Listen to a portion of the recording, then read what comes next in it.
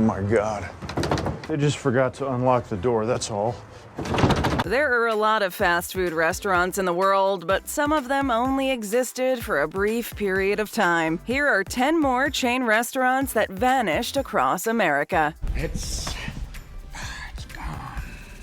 Howard Johnson's. So I must make my hotel of dreams, like every other Howard Johnson's? Howard Johnson's, once the largest restaurant chain in the United States, began as a modest soda fountain and newsstand in Quincy, Massachusetts. The restaurant's owner died in 1925, leaving Howard Deering Johnson, his 27-year-old son, to take over. Johnson renamed the business after himself, increased marketing efforts, and, most critically, altered the shop's ice cream recipe. Johnson then went on to build a couple additional restaurants on his own before partnering with a local businessman to grow even further, resulting in one of the earliest modern-day restaurant franchises, which subsequently expanded to include motor lodges for travelers. Unfortunately, the chain's expansion also set it up for spectacular failure in the mid-1970s when the U.S. energy crisis struck. The company's earnings were slashed when gas costs rose and travel drastically fell. The only thing that didn't fall,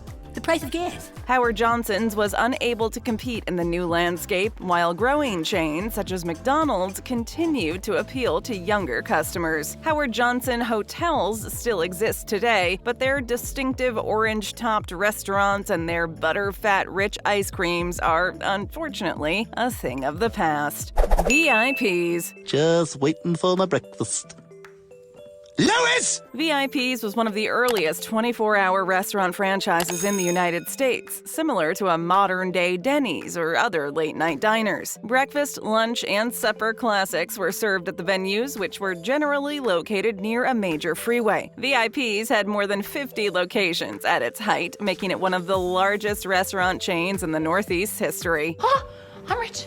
I'm rich! In 1968, the first VIPs debuted near Tualatin, Oregon. Additional stores sprang up all throughout the state, including in Salem and Seattle, before spreading to neighboring Washington, Nevada, and Northern California. "Look for us and we'll look for you," was the restaurant's famous slogan. Despite VIP's success, when Denny's offered to acquire 35 of the chain's restaurants in 1982, the company's founders considered the deal too good to pass up and agreed to the transaction on the condition that the VIP's employees kept their jobs. Following that transaction, further sites were sold in 1984 and 1989, thereby ending the VIP's tale and closing down one of America's favorite diners. Horn and Hardart. Why are you whispering about getting a new vending machine? New vending machine! What model number? Oh, that's why. Horn and Hardart isn't only a defunct restaurant franchise, it's also a type of restaurant that's nearly gone in the United States, the famed Automat. An Automat, invented in Berlin in 1895, is a sort of fast food restaurant in which all of the food is sold by vending machines with little or no human interaction. Automats were originally thought of as a quick, convenient, and dependable method to receive a nice meal with prepared sandwiches, pies, and cakes presented behind little glass doors. If you saw anything you liked, you simply put some coins in the slot and a door would open, revealing a dish to take out and heat.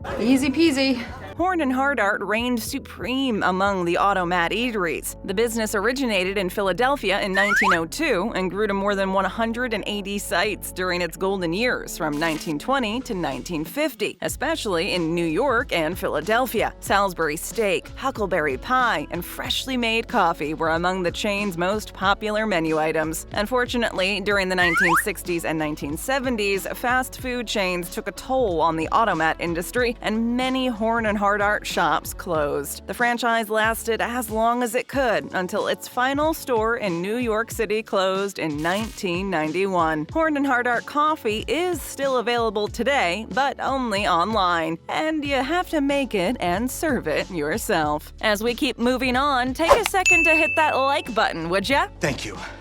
Next! Lums. My hot dog! For restaurant patrons who were fortunate enough to try the Lums menu when it was still available, the frequent dispute was always about which was better, Lums' famed beer-steamed hot dog with sherry-infused sauerkraut, or the Ollie Burger, a hamburger patty stuffed with a top-secret combination of 32 spices. There really was no right answer, though, as they were both legendary in their own right. Lums was first opened in 1956 in Miami Beach by two brothers, Stuart and Clifford Perlman. They'd grown to 4 restaurants by 1961 and then continued to rapidly expand. During the height of Lums' popularity, the number of outlets had climbed to over 450. The brothers were able to acquire Caesars Palace Las Vegas for $60 million in 1969 because business was so booming. Wow, that good, huh? They sold the franchise to John Y. Brown, the former chairman of KFC and owner of the NBA's Buffalo Braves, 2 years later. Brown brought the Ollie Burger to Lums after purchasing the recipe from a Miami Beach sandwich restaurant owner. What was the cost of his recipe purchase? How about $1 million? A monster sum at the time. Lums is also known for having TV legend Milton Berle as its spokesperson, but even Uncle Milty couldn't save the business from bankruptcy and closure in 1983. After 49 years in operation, the only surviving Lums in Bellevue, Nebraska, closed in 2017. Brown Derby. Welcome to Hollywood. Few places in Los Angeles can match the legendary Brown Derby, a big brown hat-shaped diner that first opened its doors in 1926. The restaurant was designed to be unique, hence its unusual construction, and rapidly became a playground for Hollywood celebrities, wannabes, and everyday people hoping to dine among the stars. Actors such as Groucho Marx, Rita Hayworth, and Clark Gable were regulars, and their likenesses were featured in the restaurant's famed collection of celebrity caricatures. And the cuisine at the Brown Derby was incredible, to say the least. The Cobb salad was invented there and named for the restaurant's owner, Robert Cobb. The restaurant is claimed to be the birthplace of the Shirley Temple cocktail as well. Regrettably, the Brown Derby empire's flash and flare waned with time. The first Derby facility closed in 1980 due to a disagreement over building renovations and exorbitant rent increases. According to various sources, the remaining sites shuttered within 5 years. How sad is that? People interested in learning more about the Brown Derby's history can visit the Brown Derby Memorial at Disney's Hollywood Studios in Orlando. Beefsteak Charlie's. So then I went over to Beefsteak Charlie's. Beefsteak Charlie? Yes! It's easy to understand why Beefsteak Charlie's was a restaurant lover's dream in the 1970s and 1980s, with its all-you-can-eat salad bar, limitless beer, wine, and sangria, as well as gigantic-sized hamburgers, steaks, ribs, and chicken, all available at impossibly low costs. Dude, shut up!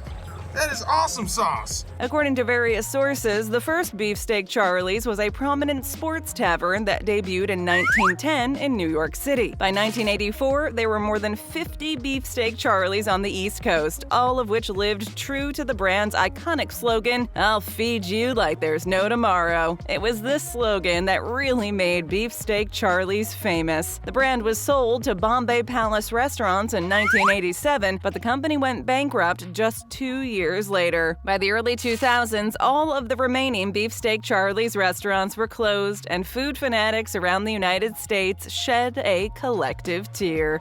Red Barn. There's a barn? What is your fascination with barns? When the hungries hit the Red Barn. That was the slogan for the Red Barn restaurants, which were founded by a team of entrepreneurs in Springfield, Ohio in 1961. Red Barn was a set of country-themed fast food establishments that were fashioned like barns, painted bright red, and definitely not renowned for subtlety. Red Barn was regarded for being ahead of its time when it came to the food it provided, despite its rustic facade. The Big Barney and Barn Buster, two massive gourmet burgers, were akin to the Big Mac and Whopper of subsequent years. The eclectic Red Barn's menu included breaded and fried Atlantic fish, as well as deep-fried chicken produced in a Henny Penny fryer, the same industrial fryer used by Colonel Sanders at KFC. Winner, chicken dinner! With a big self-service salad bar packed with endless salad components and every style of salad conceivable, Red Barn was also the first chain to let customers eat their salad their way. Extra croutons,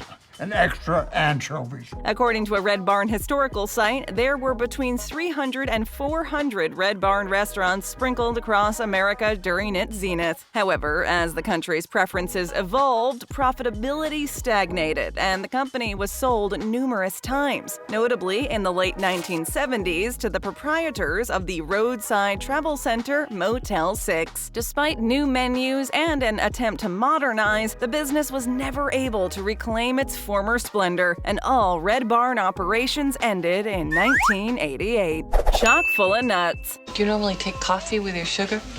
What?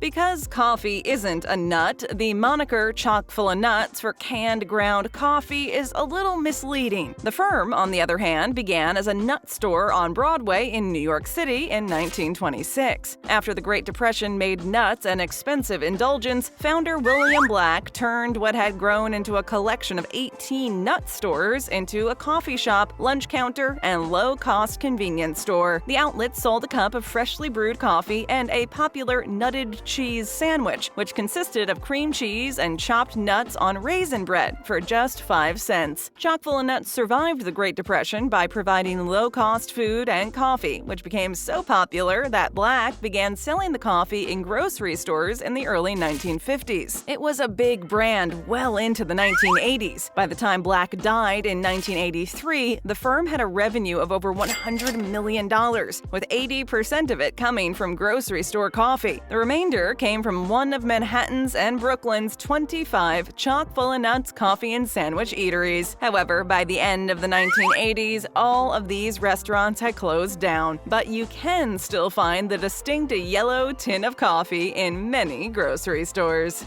Steak and Ale. You know what they say about tenderloin, always a risky option. It's got to be done just right. Steak and Ale typified mid-century suburban sit-down eating when it opened in Dallas in the mid-1960s. Steak and Ale debuted on the scene at a time when a steakhouse meal was considered a rare treat for the wealthy and pretentious. However, Steak and Ale brought steakhouse fare to the public with accessible pricing in cozy, Old English-inspired dining rooms. We can save money. 280 Steak and Ale locations served hungry patrons in the mid-1980s, and for several years were under the control of Pillsbury's restaurant division. Steak and Ale was eventually pushed out of the casual dining market it helped promote. The owner at the time, Metro Media Restaurant Group, filed for bankruptcy in 2008, and all Steak and Ale locations were permanently shut down. This included all of Metro Media's company-owned Bennigan's restaurants. Unaffected were franchised Bennigan's locations, which remained operational, and 10 years later, the remaining ones provided fans of the original Steak and Ale the chance to relive some of their favorite dishes. The Kensington Club, an 8-ounce sirloin covered with a unique glaze, mushroom-topped smothered chicken, and pineapple-heavy Hawaiian chicken all appeared on the Bennigan's menu in 2018, to many fans' surprise. Farrell's. 400 keys of pure vanilla ice cream. Countless kids growing up on the U.S. West Coast and in Hawaii must have felt quite unique and lucky if they got to have their birthday party at Farrell's Ice Cream Parlor. Not only did guests get a free ice cream sundae on their birthday, but the entire establishment had a non-stop party vibe. Nice. Flavored with a turn-of-the-century sensibility, the staff dressed in 1890s stripes and boater hats while serving banana splits and massive ice cream mountains, while a player piano blared out ragtime and old-timey tunes. After opening its first site in Portland, Oregon in 1963, Farrell's had grown to 130 locations by the mid-1970s after being bought by the Marriott Corporation. Farrell's was sold to an investor group in the early 1980s, and by 1990, just a handful remained as the novelty of an 1890s ice cream parlor wore off, and growing competition from rival ice cream and frozen yogurt businesses grew. The final Farrell's, located in Brea, California, closed in 2019, bringing the chain's storied history to an end. I miss them. Got a favorite you miss? Let us know. Then tap or click on another great video. Hit that subscribe button and ring that bell to join our notification squad.